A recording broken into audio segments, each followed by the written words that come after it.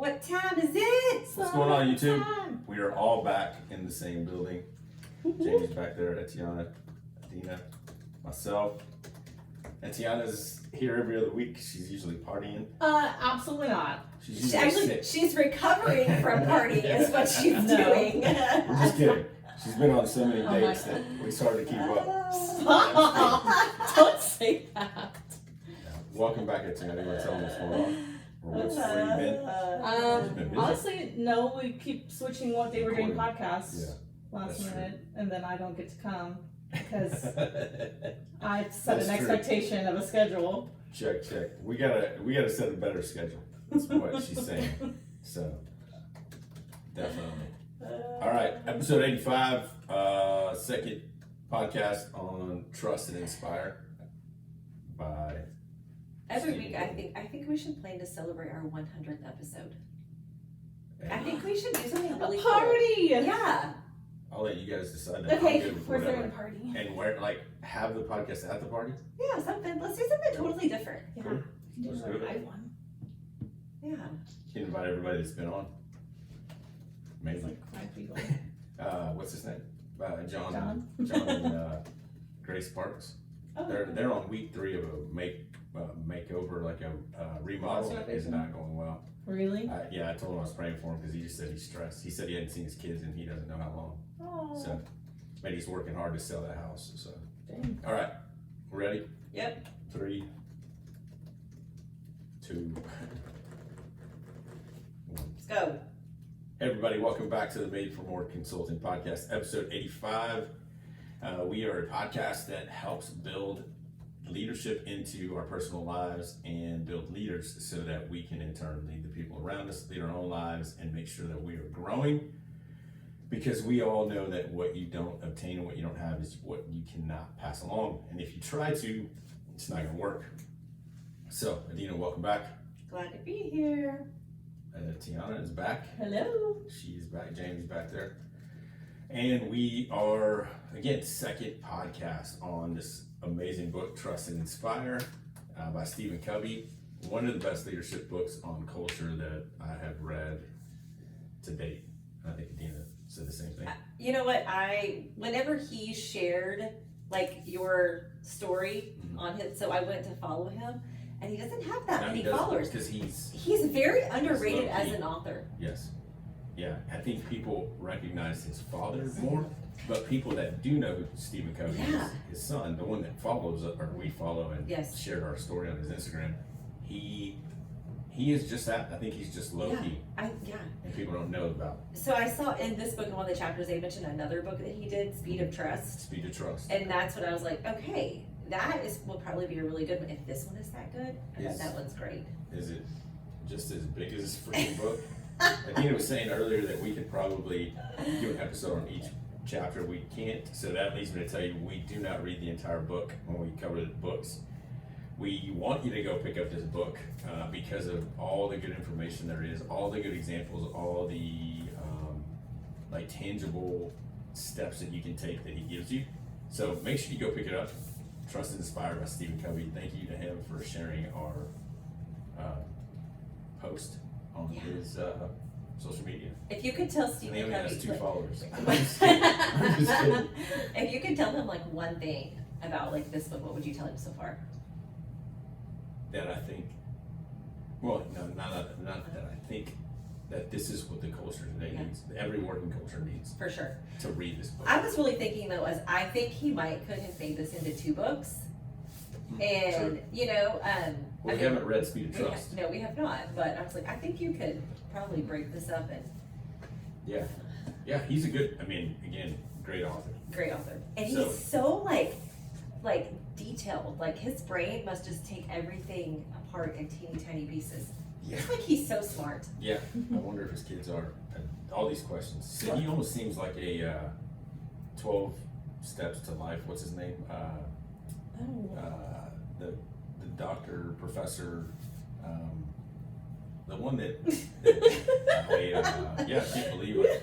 I know, I totally went blank. Dr. Jordan Peterson. Peterson. Yeah. I still haven't read anything by him I have because his book, but it's he's a lot. It's like a freaking Bible too. 2 of them put together. So great authors. But last week we talked about ways to lead. There's 2 ways to lead, and he talks about it in this book: command and control, or inspire, trust and inspire. That's just a recap from last week. We discussed how one is selfish and the other brings out the most in people, connects with people and their purpose. And so this week, he's putting us in place to discuss practical steps on how to go from command and control to trust and inspire. And we're going to cover 3 ways: it's modeling, trusting, and inspiring. So, you ready to go? Yes. Sure. Yeah, I'm sure. All right. Section 2, chapter 4. Section 2 is called Becoming a Trust and Inspire Leader: The Fundamental Beliefs and 3 Stewardships. So he's going to talk about the 3 stewardships of trust and inspire. Chapter 4, the fundamental beliefs of a trust and inspired leader. It says we enjoy being around these types of leaders, like the trust and inspire leaders, because of who they are and who they because of who they are, and who they are is what I wrote. It translates to how they lead, basically. So because of who they are, it translates to how they lead, and that's what makes us want to be around them. And we're going to go over what that looks like to be a trust and inspire leader. Go ahead. What were you going to say? Well, I was just going to say, I like that he talks about that when you're a trusted, inspired leader, that it's connecting to your why. Yeah. Which that's an inspired part, but I thought that was really good. Yeah, and we've talked about what we say your main goal in life is to figure out your why, which is who do you want to be.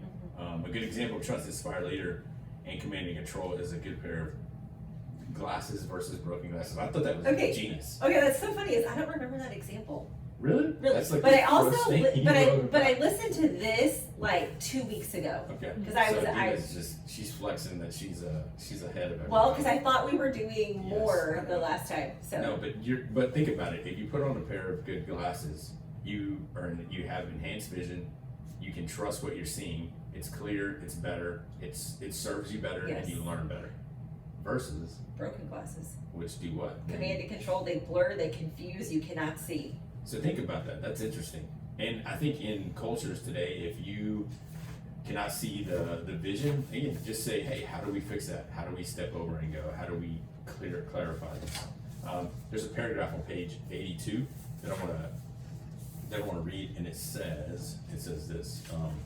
It starts with I believe, and then it has so my job is as a leader. Yeah, so I'll read I believe, okay, and you read so my job as a leader. I believe people have greatness inside them. So my job as a leader is to unleash their potential and not control them. I believe people are whole people. I believe so. My job as a leader to inspire, not merely motivate. Yep. I believe there's enough for everyone. So my job is to elevate, caring above competing. We're going to talk about that because I think competition's good, but it was interesting. It was interesting how he said it. So I believe leadership is stewardship. So my job is to put service and above self-interest. I believe enduring influence is created from the inside out. So my job is to go first. Yeah, and I love that he likes Simon Sinek, because when you hear, okay, wait, my job as a leader is to go first, but you guys have been talking about leaders eat last. It's 2 totally different styles, but they're both complementing. Leaders need to go first, but they put themselves last. It's because your main goal in that is to, like he says, unleash the potential in the person. Yeah, definitely. Let them be the winner. So the first thing he said, Adina, was people have greatness inside them, so I need to unleash their potential, not control them. He talks about the seed and the gardeners, and we've talked about that before. I think I've heard Andy Stanley and Maxwell and now Stephen Covey talk about the fact that gardeners make the conditions right for the seed to grow. Has nothing to do with, well, I mean, it does. Obviously the water. But yes, 100%. And I think as a leader, that's it. It's setting up the right environment. Yes. And like you're saying, the culture, the environment, what conditions does your staff need to grow? Do you know that? What do they need? What needs to leave? What needs to be applied? It's like if we were to try to, grow lemons here. Our neighbor does, but he has it completely separated from everything, and it's in its own pot. So you can't mix them. You have to have the right condition, but you have to set that.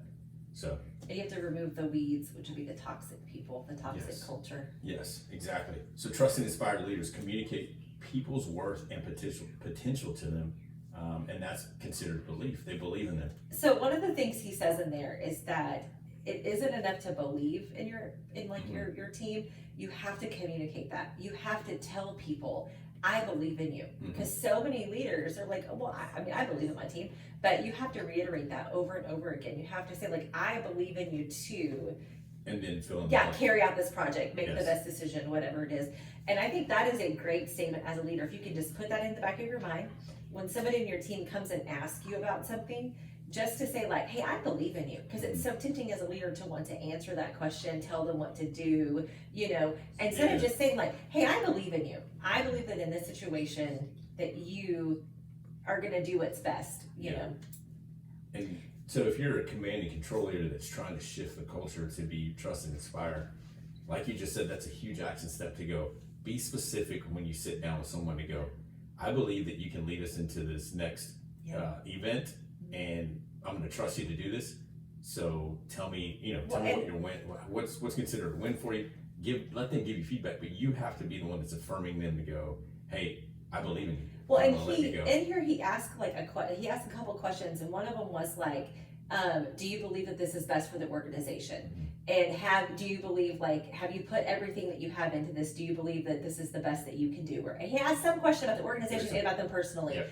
And if they were both yes, it was like, okay, then I believe in you to take this. Yeah, and that's where some people were like, well, didn't you ask more questions? No, because he believed in the person. He believed that they were going to take it and run with it. Yes. So let them go. Yes. He did say this, how do you develop potential? And this is what you were talking about earlier. You see it. So if we have an individual, we see it, you communicate it, which means tell them that you see that they have greatness in them. You develop it, which means, hey, let's get on a fast track plan to grow. How do you develop yourself? And then you unleash it with me, which means, hey, go do this. So you see it, you communicate it, you develop it, and then you unleash it. So that's about how to help people unleash their potential instead of trying to control them. Number 2, he said, people are whole people. My job as a leader is to inspire them, not motivate. And remember. Yeah, he uses motivate more like a cheering, like an external motivation. Like my job isn't to motivate you externally; it is to inspire you internally to do the right thing. Yeah, he talks about removing the lip service. People care more about what their command and control cares about. Hey, what can you do for me? Trust and inspire is about the mind, body, heart, and spirit. Like, hey, what is? And I know that there's a fine line not to bring your outside baggage into work, but then there needs to be a conversation. I know we were talking about this before the podcast. Is to go, if someone is losing control outside of maybe something's going on at home, when they come into work, they want to control everything. Someone needs to be the leader that steps up and says, hey, let's have a conversation so that you can remove the emotions from it, so that somebody knows what's going on. Because he's saying that their mind, their body, their heart, and their spirit. You don't just want to get work out of them, and you don't want them just to always bring their baggage in, but there has to be a balance where you go, I don't just want your work. I want to make sure that you're okay mentally, physically, emotionally. Does that make sense? Yes, and I was trying to think of what book we really talked about then, and I want to say it was Iron Sharpened Leadership, where he really focused on like knowing your employees all the way around, knowing what's going on at their house, knowing what their struggles are personally, because that your employee or your people on your team, they're whole people. It's not just about that tiny sliver of them just getting something from them at work. Yeah, I think Tiana mentioned before the podcast that if you as a team have that, where you can come in and you know each other, then you know that if someone's having an off day, it's not you or the team, it's something going on. So have the conversation, right? Right. Well, and the same thing is that if you know, just overall, if you know, like, hey, I know this is going on, you can offer that person a whole lot of grace. Yes. In the sense of, we're just give them some grace today. Yeah, because it's going to probably come back to you. Well, you will be able to have a conversation, but sometimes it's okay. It's not always about how they're acting right in that moment, in that situation. And that's the beauty of detachment. Like, for someone that's seeing an elevated view to go, hey, none of us are in that. Let's have the conversation. You guys just keep going about your business. I'll make the connection with him. So I'm not going to read the whole paragraph, but he says you can motivate the hands and backs, but you can only inspire hearts and minds. And that just reminds me of something that I wrote down before I was headed to church last Sunday, and I heard Andy Stanley or Maxwell, I don't know what he said, but it's talking about, speak to the heart before you ask for their hands. Meaning, make sure that you are knowing who they are so that when something happens and you need something, that they're inspired to come alongside you and work with you. So we must remember, like you said, people are whole people and people are people. And remember that you at some point were in that place as well. Number 3, you said there's enough for everyone. This is what I want to talk about. So my job as a leader is to elevate caring above competing. Yes. So I did think this was interesting because when he was talking about this, he said something like, that was something different. We talked about like, you don't play a game and you don't keep score, so there is that competition. There is like this is success, but at the same time, I think you have to be a more caring. It can't be all cutthroat. Internal, right? Because there's that quote. Let's read these 2 quotes. It says, keep competition on the outside and collaboration inside. And I think collaboration for me, I think you gotta, I don't want to define collaboration, but if we're on a team here and we want to collaborate and we trust each other, when you bring up an idea, it's not offensive. I say, hey, where'd that come from? Where is that coming from? It's not competing. Let's match the 2 ideas that we have, or hey, let's just go with yours. Competition would be like, no, I don't. Your idea is not as good as what I'm about to say. So I feel like I read another vision book in the last few weeks, so I might be getting the books, kind of confused on this. Go ahead. But that is one of the things they talked about, is that especially in sales world, it's so cutthroat. Yep. It is like everything is, if you do this much, whoever wins gets a trip, and that's what they were talking Incentives. about, and how that's very detrimental to the internal workings of the organization. Now, outward, it does the company a whole lot of good because it's everybody's working to get that, but it doesn't make that collaboration. We're not going to get better because you're trying to be better than everybody else so you can win the trip. Yeah. So we're not working together for us all to be better, to make the organization better, to make our sales force better. Yeah. That's kind of what they talked about, and I could really see that. I think that was in another book as well. But it's not an incentive. That's like a gift for, I don't know what they call it. An incentive is, I would hope, and that's why this book exists, is what you're saying right now, is this kind of culture needs to be brought to the entire team to go, I would think, I don't know what you think about this, but if we as salesmen reach a goal together, we all get the trip, or we all, and I get it. There's some people that say, hey, there's no second place, no trophy for all. I totally get all that. But that's us competing, whether it's Nike against Reebok or Under Armour. We're all this in together as a whole, as a team. But within the company, I would think you don't want to create, I'm going to step on her and he's going to step on me. But they do it all the time. I think that's how why many, I think this book is what they need. Yes, because I think how many, I have so many of my friends' husbands who work in sales, and it's always like that. It's always like, whoever wins, whoever gets the highest this, or whoever does this, they get this, or they get that. And so it's a very me mentality, And you saying that, think about it. If we were coming home thinking, well, he's staying at the office or she's staying at the office to do more work, you're going to go home going, crap, I should have stayed. And you're in the same team. And so there's already distrust, and it's the whole 300. We're holding our shield for the people next to us, not for myself. So I know, I was like, Yeah, the second quote says, the way you achieve your own success is being willing to help somebody else get it first. Yeah. That's, to me, I love competition, but I think it's more so I want to see the other people that are in our industry. Can you imagine if you were like, hey, I'm going to, instead of me getting all the sales, I'm going to work on helping all of these other people, make their numbers. And I'm not going to worry about that. That's going to make the organization way better. And it's trust. But most organizations don't function like that. Exactly. And that's why he's saying that 1960 CEOs could come in to today, because back in the day, think about it, everybody's trying to go after that dollar to go, we're trying to create a bigger and better company. So interesting. Yeah.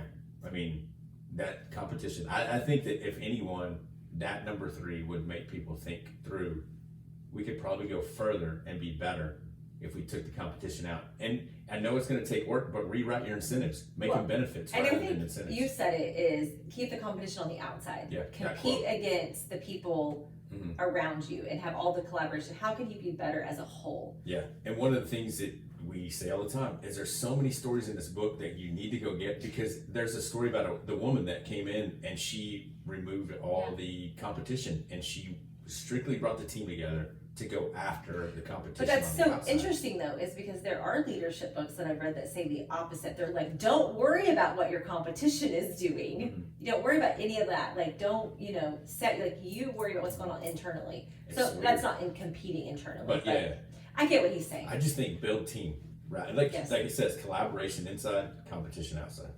So And I think that book is like, don't judge yourself based on what they're doing. Well, it's like, don't fight with your team. Yeah. You and your team fight together against a problem. there you go. Don't Fight with your team. team Have the team fight the problem. together. Yeah. Cool. That's a good. You need to write that quote, Etienne. Right. That's a quote from Etienne. Leadership. Number 4. Leadership is stewardship. So my job as a leader is to put service above self-interest. There's a little passage on 92, page 92. It says this: stewardship is not about being the boss. It's about having a job with a trust. It's about responsibility and serving others in order to achieve a great outcome. It's about leaving something in better shape, than when we stepped into our role. And we always say that, trying to make people better than when we met them. Exactly. Easiest way to say this is leaders eat last, but they go first, leading the way. So if something is tough, you as a leader, you go first and you show the example. It says this in a learning organization: leaders are designers, stewards, and teachers. So not too much about that one unless you have something else. I think we've covered that like several times. Just the idea of being a servant-hearted leader. Yeah. At number 5, it's the 5th thing he said was enduring influence is created from the inside out. So my job as a leader is to go first. This is just about modeling behavior, right? Don't ask your team to do it, or your managers. You do it first. It's a ripple effect that he talks about. Well, I think we're going to talk a whole lot about modeling in just a few, like the next chapter, I think, is all on modeling. Right? Yeah, and one of the things he says, Adina, real quick, on page 95, I'll just read these. He said, be the first to listen, to admit you are wrong, to be loyal to the absent, to affirm and praise the wayward child, to keep a commitment, hold yourself accountable, just take ownership.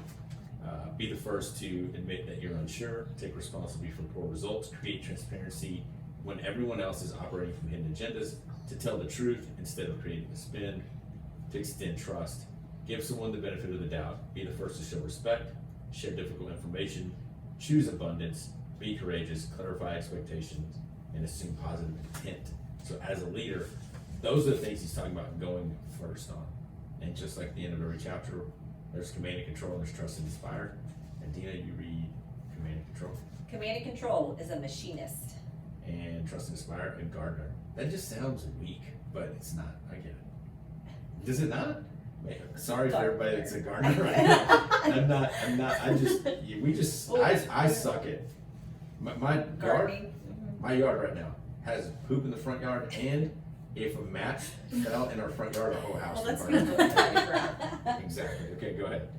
Command and control is a fragmented person. Trust and inspire, whole person, body, heart, mind, and soul. I mean spirit. Command and control is a scarcity mentality. Trust and inspire, abundance mentality. Command and control is self-interest. Trust and inspires caring, Command and control is compete. and trust and inspires complete. So that's chapter 4. Man, I'm telling you, if you looked at our notes right now, we skipped over quite a little bit. But Yeah, I think you I walked was- in and said, hey, you have like 7 pages of Got notes. a lot of notes. I also think that this is probably like, it's so hard when there's so much, so we don't cover very much. Yeah. We It's could a weird like dynamic. We could always do what Jocko does and stay here for 4 hours. Well, No, no. you cannot. Or We we all have- could, we all and have Tiana's like, or we schedules. could not. Yeah. They got things to do. Yeah. But chapter 5, it's called, so he's breaking up the stewardships, and the first stewardship is modeling. And what you said earlier is it's about who you are. Mm-hmm. So he asked the CEO, man, it was crazy. When the CEO was due up to start his new year, he sent out a survey to say, Yes. would you like me to come back as your CEO? take this quick survey. He's gonna read. It's anonymous, and he's gonna Yeah. read all of it. Yes, well, what I thought was very interesting is the way that he phrased the survey. I was like, note to self, if you ever read a survey about yourself, phrase it to that. Because maybe on the book, he said how he did it, like kind of wrote what he said. So, because he was like, basically, I love this organization, But he's leaving it in the hands of yes, the employees. Yes, but if I have not added value, I don't think it's exactly what he said, but if I haven't added value, if I'm not leading this company the right way, then I need to go. And you are the ones that are going to tell me that. He says, and enough time has elapsed for you to decide 1 year. whether you would like me to continue to lead this great team. And then he 1 year. Decide. Yeah, 1 year. And what we're talking about modeling is he's modeling courage. Think about what kind of culture they have, though, if you're on a team where you get if you and I were working for a team and someone said, hey, yeah, I was looking for the name of the company, but I'm sitting there going, if I send an email to Etienne, Adina, and we're Jamie and said, nope, hey, you're out. Bye. But he said there was like 10,000 people. It wasn't like a small organization, Exactly. 97% said he should stay, and the 3% that voted against him, saying we're still somewhat positive, asking him to improve certain areas. Which he did. Yeah, he did. Yes. That's So crazy. I thought about humility and credibility and courage. I thought about that in certain situations like that. Like if I got a survey. So I think that's here we one of our questions.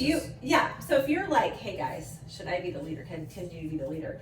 The thing is that my natural go-to is at least I know what I'm working with you. Mm-hmm. Like I got this. You bring in somebody new and I have to figure them all out again. Yeah. But that's part of that culture, right? And then going, it's anonymous. Make it anonymous. Don't not make it anonymous. Have you ever had to do a survey where they're like, be honest, put your name at the end? You're like, no, because everybody get called in and we're gonna have to talk about it. Yeah, I was gonna say that, but you brought it up. I didn't. So, anyways, True. modeling. Here we go. One of the things that he wants to do is, number one, modeling is credibility. Leadership is not a popularity contest; it's a credibility contest. It's better to be trusted than to be liked. I mean, there's not much more to say on that. But I do find that's a little bit interesting because I feel like if you're trusted, if people trust you, then they would like you. I think when people say that, I think people tend to. It's like the parent. I want to be the best friend before I want to be the parent. Right. No, be the parent so that you can be friends later. But I think you trust before you're liked. But side note, even if you are a stay-at-home parent, and This book. read this I book. told Jamie. Yeah, this book is great for Not parenting. that she's a stay-at-home. So that's what we were saying earlier. I think for him, he could have had 2 books in this, one strictly for business, and he could have done a whole parenting book. Maybe he'll listen to this. I think I might message him and tell him that. Say, okay. I think you should pull out all of your parenting stuff Maybe he already has and it. write a parenting book. If anyone knows Stephen Covey, he shared our post. Just tell him. We know Okay, him. he only has 3 followers. Surely we can get his Tell him to attention. fly in. And, We'll be number 4. Yes. So Maybe he would be a guest on the podcast. I'll let you guys do that. Stephen Tatiana Covey. is Like sending him a 15 message minutes. right now. Give us 15 minutes. Tell him that we would love. You're those of you that are listening and watching online. You're seeing this live. Tatiana's about to message. We're Stephen total Covey. aside. We totally went off script. Okay, number 2, stewardship of modeling. Modeling is moral authority. I rent my title, but I own my character. Yes. When who we are speaks louder than what we say, people respond. Modeling is essential to inspiring people, helping us do our best work in creating a positive, inclusive culture. Yeah. But yeah. I mean, when we say things about that's so credibility easy. and moral authority, we don't have to say much. It says the influence of modeling. People close their ears to advice and open their eyes to example. I got a burp. Okay, good gracious. We might need a sign for that instead of Anyways, so what does trust and inspired leaders? What trust inspired leaders model to us? So what are some examples? And he says humility and courage. You want to read that? Oh, yes. A humble person is more concerned about what is right than being right, about acting on good ideas than having good ideas, and about recognizing contribution than being recognized for making it. So basically, it's not we've said this before in every leadership book. It's not about you. People want to follow a leader who can make the right call, even when there's a cost involved. Well, and there was a lot on this about humility on here, and one of the things he just said that there was a survey done that said leaders who demonstrate humility are 18 more times likely to inspire colleagues than leaders who don't. Yeah. Like that is how important like being humble is. You don't know everything, and I would think that if you're humble, you're open to other people's suggestions. Right, and he kind of talks about how like humility is like the foundation of this. So over the past year and a half since we've been doing this, I don't know how many times we brought up humility as number one. Second thing he says about what trust and inspired leaders model to us, authenticity and vulnerability. I think this one's interesting. Regardless of our position and title, we must try to have our public, private, and inner life match. That's right. That's where the big challenge is for authenticity and vulnerability. Yeah, so I like how he says, you know, our public life is what everyone sees, what we put on social media, what we put on our resumes, what we present to the world. Our private life is how we act in our homes with our closest friends, and our inner life is what we think and do when we're alone. There you go. And I made a note of that, and I thought that should go in his parenting book. Like, I was like, here we go. In Teenagers. So, I mean, we've all been in the same, at some point we've been in some groups together, but like, I think I overshare sometimes. Like, I'm just vulnerable. And like, I mean, to people, maybe you guys aren't in the groups that I'm in, but there's times that I have to say, hey, I think I shared too much. Are you that way? And you both are looking at me. I am that way. I don't think. Yeah, I was like, no, Mario. Whatever. Okay, what's weird to me is that if you like your your personality is not to overshare. You're very guarded in what you share. You share whatever. Okay, we can argue all you want. We've already had one argument. We can have another one. I'm just saying, like that's very interesting. Because it's interesting that you feel like that. Like you, I have never in my, I don't even know however long I've known you. No, I've known you longer than that. I think like whatever, however long. 14 years. Yeah. 14 years of knowing you, have never once thought like you might have overshared. Never, not maybe because one you're not in the groups that I'm in. So. I've literally been in your group. Well, I don't know. Maybe you can ask my wife. I think that's just, it shows how you feel. Like that shows. Yeah. Yes, that's what I'm saying. Yeah. I'm saying it shows how I feel. Right. I'm You feel like you're sharing you a lot. overshared, Okay, but to other people it's not as much. Right, yeah, because like that's why I'm saying like the things that you share, there's all kinds of stuff like underneath that I'm like, you know. Yeah. See, I feel like sharing a normal amount for you Yeah. is a lot for you because I do feel like you do tend to be You're very guarded. Yeah. Interesting. So. Okay, let's keep going. There. The paragraph on 114. It says, when we are real about why we do the things we do, we find out that others are willing to do the same. In fact, modeling authenticity and vulnerability is a powerful enabler in creating and unlocking psychological safety for our team. These two behavioral virtues greatly accelerate building trust. So, being vulnerable and authenticity. It's a challenge. It is a challenge. What about, it says, what trust and inspired leaders model to us? Empathy and performance. Most people don't listen to the intent to understand. Rather, they listen with the intent to reply. Simply waiting your turn to reply isn't empathy. Empathy is understanding. I thought that was good because some people want to respond. Well, and I think that this is where, oh gosh, I don't know.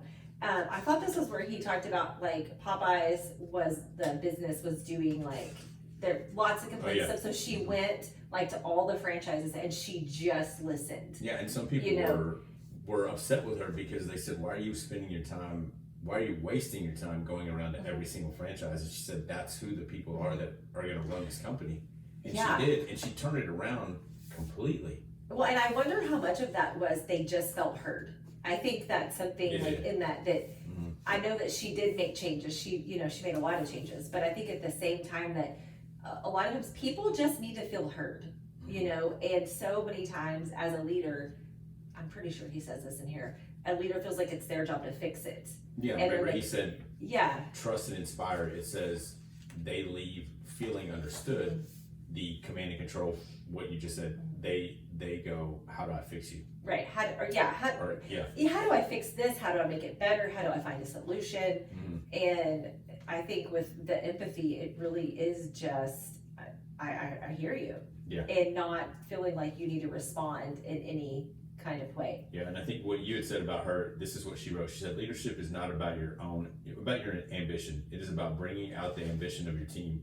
The leader must have both the courage to take people to daring destination and humility to selflessly serve others on their journey.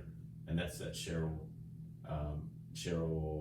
Bochler, and she's the CEO of Popeyes. And again, she is the one that went out and wasn't that like, didn't she take it from like $4 billion to like $32 billion or something she changed ridiculous? the game just by listening. Like Yes, just by listening. But when the stockholders were telling her, you're wasting your time, she just said, hey, just let me listen. Listen, not your job, people. He did. So one of the questions I think that we put on there, Adina, one of the action steps at the end is, would you follow yourself? Oh, yeah. Are you a leader that you would be able to follow yourself?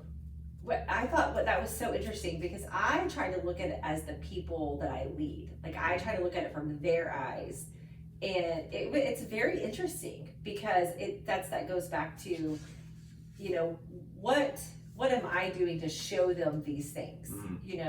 Like we're gonna talk about trust in a minute, but that's like one of them. Are you a trustworthy leader, or do they trust you? Yeah, exactly. Two people can be trustworthy, and we'll talk about it in a second, but trusting. Mind blowing. Yeah, so at the end of this chapter 5, we have the command and control versus trust and inspire. I'll read the command and control, you read trust and inspire. Command and control, formal authority. Trust and inspire. Moral authority. Command and control, position. Trust and inspire, influence. Command and control, what you do. Trust and inspire is who you are. Command and control is tell. Trust and inspire is show. Command and control is directive. Trust and inspire is instructive. I like this one. Command and control is courage. Trust and inspire is humility and courage. There you go. Command and control is seeming. Trust and inspire is being. Command and control is hidden agenda. Trust and inspire is open agenda. Command and control is give the what. Trust and inspire is give the why behind the what. Yep. And command and control is shareholders. Trust and inspire is all stakeholders. Yeah, you guys, I want you to find this book. One thing we didn't talk a whole lot about was the hidden agenda and open agenda. I think that was really good too. I did too. Didn't make notes. That was one thing I made a mental note, because he said in there, at the beginning of the meeting, he's like, what's our agenda? They make an agenda. Yeah. And then he's okay, what's your hidden agenda? Yeah. Because everyone comes into something with a hidden agenda. Yep. And I think that if you can just say what else do we want to accomplish? Yes. What do you need to share? Because I think about that, how I've gone into a meeting thinking I need to be sure and say this because it's a good place. Then you're like, I'm trying to figure out how I'm gonna work this in instead of really just saying before we leave, I need to share my hidden agenda. Yeah. And I think I've been a part of, I think it was last year, or at the beginning of this year, where I was with one of our clients, and one of the people they had at a high capacity had a hidden agenda that none of us knew about. And before the meeting ended, we were one less person in the company. They just walked away. Oh, dang. And they knew that they were bringing that, but none of us did. We thought everything was good, which on one part tells us that we could have been better at making sure we knew what was going on. But the other part was that individual was just tired of being in the industry and had already replaced himself without telling us. So there was a hidden agenda to train the person that he was doing really good at. He did a really good job replacing that individual, which the individual is still with our client and doing well. We give props to the guy that had the hidden agenda. But walking into a meeting where there is a hidden agenda, and you don't just say, hey, what is it that you're going to want to get out of this meeting? What is it that you need to tell us? Yes. Well, and I think even sometimes somebody will say, is there anything else? Anybody have anything else? Even that sometimes isn't even that's not even setting it up the right way. So I just made a mental note. I thought that was really good. Chapter 6, last chapter of this podcast, it's the second stewardship, trusting how you lead. Stephen begins the chapter by talking about who is a leader that believed in you more than you believed in yourself. Then he goes back to going, how did they make you feel? Well, I think he has some questions where he tells to ask yourself that. Yeah, we have that on the action steps. Yeah, good. So we'll make sure we get to that. So now we go into what you and I were talking about earlier is trustworthiness versus trust. What's the difference? Holy cow. That I thought that was so interesting because we've talked a lot about trust. I mean, I think almost we did that every one off. well, I think almost every leadership book, somewhere along the way, we talk about trust Mhm. because to be a good leader, your team has to trust you. I mean, it just is. And I even think some books we've gone through how to be a trustworthy leader, you know, all these things. And that's where I made that mistake of going, Yeah. is it earned or given? And obviously it's both. Mhm. But I have to be willing I could be a trustworthy person. Is what we're getting at. But if I never release my trust to you, Well, hey, he's a trustworthy individual. He's a trustworthy individual. yes. But he's not trusting. And this is where he talks a little bit about the command and control enlightened leader Mm-hmm. are typically very trustworthy people. Yeah, good people. Good people. They have built, like, they have a solid morals. They do what they say they're going to do. I mean, there are all of these things that make them very, very trustworthy people that you will follow Mhm. because they're trustworthy. And he says, particularly those in the enlightened Yeah. command and control, meaning it's a new way of Right. I want what's best for our employees, but I'm going to be the one that does whatever I want. Right. Yeah. But you can have a trustworthy leader and not have any trust between you. Mhm. And that's what he was saying. You can have two trustworthy people. We can both be trustworthy, but there can be no trust between you. Yeah, he says in his experience, our most significant challenge is not a lack of trustworthy people. The biggest challenge is trustworthy people who do not extend trust to other trustworthy people. Yes. So there's that gap or not a gap, it's like a wall. Like I'm not able to do my job, or I mean, you think about parenting. I'm not able to go do this because yes, I'm trustworthy, but they're not releasing trust. And there's a quote I'll read real quick, and then I know you probably have more on this, but I prefer to give my trust 100 times and risk being disappointed 2 or 3 times than live perpetually in an atmosphere of distrust. Yeah, I mean, I think that what I like about this is he really says that you have to extend the trust. There has to be action behind that. You have to give it away. Yeah. And that's, I think, when I was thinking about the command and enlightened leader, like he was talking about how they're trustworthy people, I even think that oftentimes they will trust you to an extent. I may trust you to sweep the floor every night before you leave. You know, there are things that they will trust you, but they won't trust you on making even though I'm with the people every day at lunch, trusting to say, we need to extend the lunch special 30 minutes because people are coming in, whatever it is. But like they trust you some, and so you feel like you're trusted. It's the weirdest like dynamic with Unless that. you're in it, yeah. Until you step back and you think, what is it? Yeah. You know? And then you got it. And he says, in fact, the word trust and inspire is all about trusting. You see, trust, the noun, what we get is the fruit of trust, the verb, what we do. Trusting how we lead flows out of the fundamental beliefs of greatness being inside people, and that job as a leader is to unleash people's potential, not control them. We unleash the greatness inside people through trusting them, not blindly or indiscriminately trusting them, but smartly. Again, smartly, with clear expectations and accountability.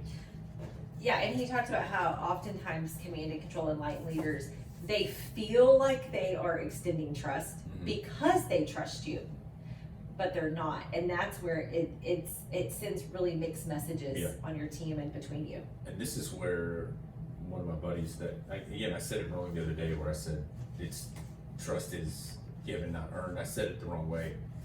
And he had already texted me and just said, it's like sitting in a chair. I'm going to sit down. I'm giving this chair trust knowing that I'm going to sit down and it's going to hold me. But you don't know that. You have to take the action of sitting down. I don't know if you were there. Somebody fell out of the chair at the restaurant. We were in the cafeteria and no, it happened. We were at Moonshine one time at Oh. somebody's lunch. You Was were my birthday there. lunch? Yes. Yes. And like the guy at the next table sat wasn't down And it broke. and the chair broke. And they were Right. like solid wooden Yeah. chairs. Did we get up? One of us. Yeah, I think a couple of y'all got up and Yeah. helped him. I hope. Yeah. But you think, I mean, that's what it is you're going to sit down in 1,000 chairs. You never know that one time it's going to break. So, I mean, anyways, trusting. As a leader, someone who is trustworthy but never extends trust, is again something that you only know if you're in that situation. You can feel it. You go, hey, I'm just not trusted. That's where he talked about the principal story.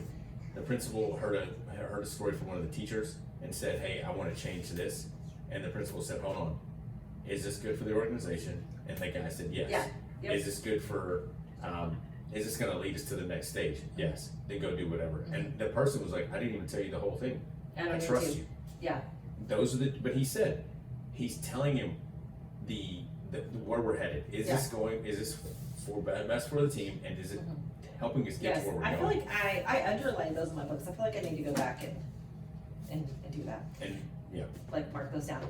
So how do we practice the how of trusting? Number one, he says clarify expectations. How do we do this? Yeah. I think it's a two-way street. You get their input, their ideas. The main idea of clarifying expectation is the win. How we get there is not the big idea. It's like the goal is building trust, right? Well, you're saying like the expectation is this, whatever it is, the value, the mission, whatever the goal, and then you get to handle how to do it. Yeah, if we say and involve whoever you want, yeah. But you get to handle how we get there. Yeah, if we are trying to gather all the teachers in our area to hold a luncheon, that's the win. We want all the leaders, all the teachers here. I'm not gonna go, hey, here's what I want you to do. I want you to put a flyer out, social media post. No, I'm trusting Adina to go, I got this. All you had to tell me is gather all the teachers. And I think too that you also have to trust to know that I will seek out other resources or other people's input if I don't know something. And I think that is a big part of trust. And I think that's part of the leader growing development, right? Yeah. As a team, like, okay, when we give each other goals and tasks, don't be the only one that speaks into them. And then what we've learned and what I've learned too is to go put a date. Hey, we're gonna meet back a week from today. You're gonna tell me your findings, and we're just gonna go over any kind of help that you need. But step in if you ever need anything. So when we clarify expectations, we create a shared vision, just like you said, where it's a shared vision. Do this up front and avoid having any misunderstandings and confusion later. So number two, he said, one of the ways how trusting is practice. I hate accountability. Ownership. There we go. The leader must practice this first before expecting anyone else on the team to. So ask Adina the question on page 139. Yeah, I'm like Are you ready for frantically this? looking at page 139, skimming over it. It says this: have you ever tried to hold someone accountable to something to which they are not committed?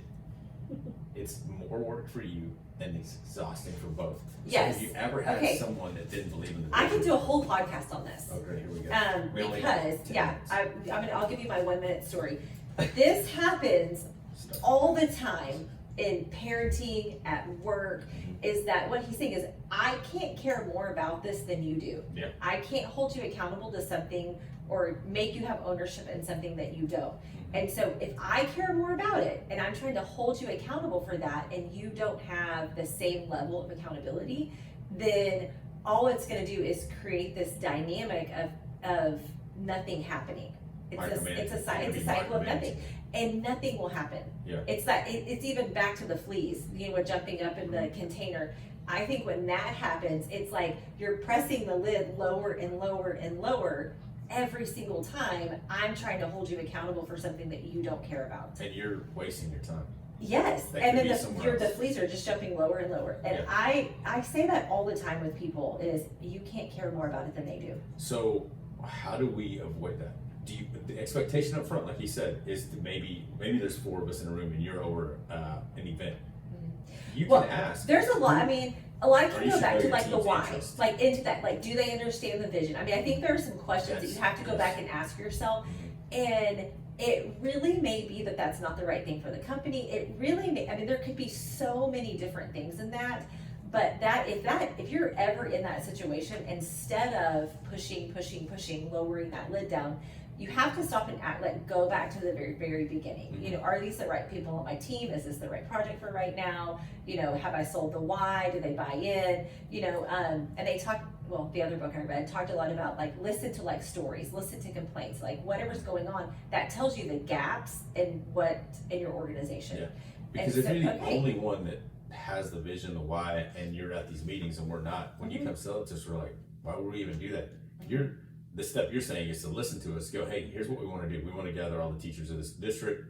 What do you guys think? Well, I'm going to ask why, you sell the why, right? Right. But if I'm going, I could care less about education, you could have you're as a leader, you're going, he's probably not best for this. I'll have him go do something that, whatever he's gifted out. And I think that also goes into like when you're creating like a vision, you know, making sure like what are the people's problems, what is my passion, you know, like knowing your team and knowing what's in your organization. Yeah, that's good. I wrote that down. That was more than you didn't even know that I was going to go off on that. It's more work for you. Again, listen, and it's exhausting for both of you. Don't waste your time on that. Yes. The other part he said about how to trust is grow people. Yes. Command and control, they fix people. And I think trusting people, it's the same, that inevitably grows people. Mm-hmm. But if you're a trusted, inspired leader, naturally you better be growing, because if your people outgrow you, they're gonna know it. And you're probably gonna be, again, you go back to that command and control. Well, that's when you get your team is frustrated because they're only get back to the flea thing. It's gonna be the same thing. Growing people buy into a culture and they give back to what they're given. So on page 141, there's a lot of reading that we're doing. Yeah, listen, it says, if micromanaging people stifles their creativity and commitment to the work, and it does. Trusting people does the opposite. That's good. So people rise to the occasion and perform better when they're trusted. Yes. The next one says people develop new capabilities. As a leader, we naturally tend to be more trusting towards people who are already competent and capable. This is generally part of smart trust. And yet, one of the remarkable things about trusting is that often people develop new capabilities and competencies after, and specifically because we've extended trust in them. All right, so I got to stop right there because I just wrote somebody's name in this book. I met with him this week. Did you say? No, well, he's a part of our client, one of our other clients, and I met with him this week. And here's what's interesting: is one person in an organization said he doesn't have a chance. And for me, I was like, this homeboy has everything that I think there is, and I was like, he is really good. He just has some things that need to be clicking on all cylinders. So we put in a growth plan, and now this individual that was not given a chance is even at a higher level, is hungry and goes, I'm ready to go. Mm-hmm. And I'm going, here's somebody who was maybe not given a chance, and it goes back to the fact that there's greatness inside all of us. Somebody, you just have to set the culture right, the environment right. Well, he talks about that here, how he was like turned down by like 13 different people, and like the 14th guy was like, there's something in you. Yeah, and no one else wanted it. Yeah, no one else wanted it. And he goes, I got it. Yeah. I'll do it. Now look at you. Yeah. I love that. I love that. And I think I would say, I don't know about you, I think every single person in this room has probably has that story where I didn't think of myself to do this, and maybe they didn't, but somebody saw it, and you go, and all of a sudden here you are, doing it, blossomed, and now you're like, well. That's not blossomed. I said gardening. But I do think that one thing I think that he did leave out is when it says, people develop new capabilities. I think you also have to stop and celebrate that. That's a good point. Even just pointing that out in them. I think that's so important. Yeah, that's a good point. Number 3 says people reciprocate and return the trust. That's correct. So if you're going to grow people, they reciprocate, and return the trust that you give them. Trusting starts with the belief that there's greatness inside each person, and that our job as a leader is to unleash that potential. So how do we practically do this? Yeah. What do you think? Well, that's coming up, I think, in the next. Oh, that's like a rhetorical question. Yeah, no, it's not a. The world needs more trust. That's how he ended it. He said the world needs more trust. I'm going to say that one more thing is I think we have focused so much on being trustworthy people, just in general. Even I think about our kids and the way that we raise our kids and teaching them all these values. It's all about being a trustworthy person, and it's not how to trust another person. Yeah. And good gracious, how many relationships would be better off if you knew how to trust people? Yeah, because my daughter's the oldest one, and there's a whole conversation around. For me, as we get older and our kids are younger, obviously, there's all kinds of things that happen in school today that didn't when we were, or even as a father and as a mother, you want to protect your kids, right? But there is a a reality to them that's just the way it is. Where we have to trust that when they step into that role, they're adjusting to that reality, and I have to trust that they're gonna adjust to that. Where I met with another client, and he's a father, and he had to speak into me to go, you got to let that go, because that's the way it is everywhere. Where I had a difficult time going, no, that's not the way it is. And he was like, bro, that's the way it is. And as much of a hard time that he had, I had. But again, learning to go, we have to trust, even when it's your child, right? That's one of the hardest things. Or even when it's your company, it's your baby, and you go, man, we're growing. You still have to make the choice, like we said earlier, to sit in that chair that it's going to hold you, to let go. You drop your kids off every day at school. Yeah. That's a form of trust, but. Don't even get started on the drop off line. Yeah, we don't have to do it. Okay, let's do our action steps. Action step, take number one, take steps this week to bring your public, private, and inner life together. What areas do people need to see? What areas are you creating that are not real? So apparently, according to Etiana, my wife, and Adina, I need to share more. So this week, I'm just gonna have my live video on all day, and I'm just gonna unleash that on Instagram. Number two, answer this question: am I a leader that I want to follow? And I put, if so, write down the reasons why you would follow. What areas do you need to improve on? And the last one is, think about someone in your life that believed in you, maybe even more than you believed in yourself. How did they make you feel? And he talks about that feeling. So now, in turn, here's the action step. Who is someone you can do this for this week? What are some ways that you can do that this week for this person? So I think if you can start small and go, because I think a perfect example for us is when Etiana goes and works her job. We've heard that wins that what we communicate and what we believe in is made for more is working. Mm-hmm.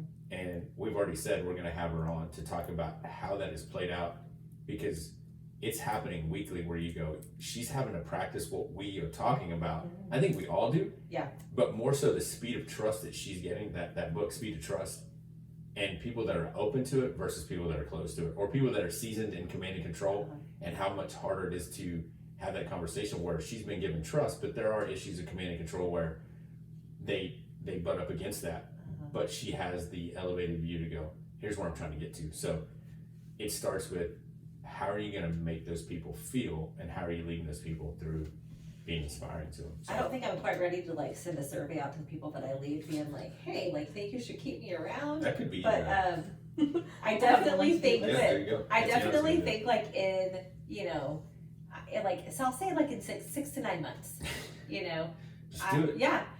Maybe that'll be like, this is my way out. Like, yeah. So I'm going to put that on my calendar to remind me in 6 months. So Dina's going to send out a survey. Do we know? Yeah. Do it in 6 months. Yeah.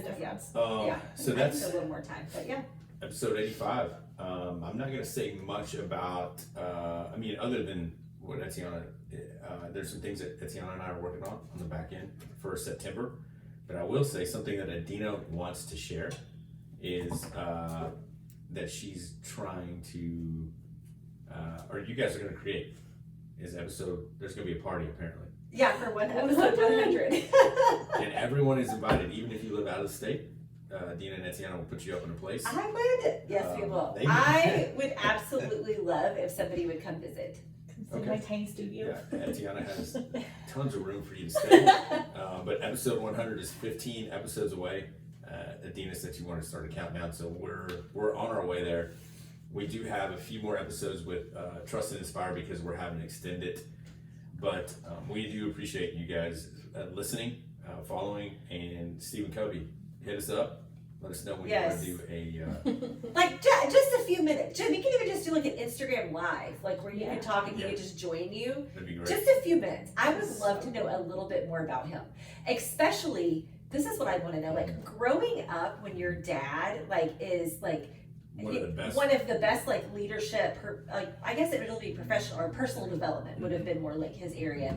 How does that impact like the way that you grow up? Is every single night at dinner a life lesson? Sheesh. Is that at your house? Yeah, most of the time. That's my personality though. My kids know who Jocko is, and they're always discipline equals freedom. Dude, I saw one of his posts you didn't like the other day. Which one? I don't know. I was like, Mark, you didn't like this post yet. What's wrong with you? Man, And yeah. I was It's serious. been a busy week. Okay, I was worried about you. Yeah, it's been a busy week. Anyways, so yes, listen, just give us, rate us wherever you listen to our podcast, which is, Adina says, just give us a 5-star review. Yes. And then socials, Follow Instagram, us. Facebook. I have a great idea for the party. And we are already planning a party for 100 Yeah, I'm episodes. excited. Make sure you try to be here. We will make it an all-week thing. Etiana and Adina are going to take off of work for the whole week. So, just kidding. Just I kidding. was like, wait a minute. Wait Guys, a minute. we love you guys. We thank you for listening. And remember, we exist for more. We're here to offer more. Don't ever give up. Every single one of us is made for more. We'll talk to you guys later. Bye, guys. I almost forgot. I was looking at you to go help me out, but then I looked at her and then I was like, I got it. I think I got it. YouTube, thank you guys for hanging out. We'll see ya and take care. Later. It's not. I don't Is it have off? access to it. No, it's not. Do you follow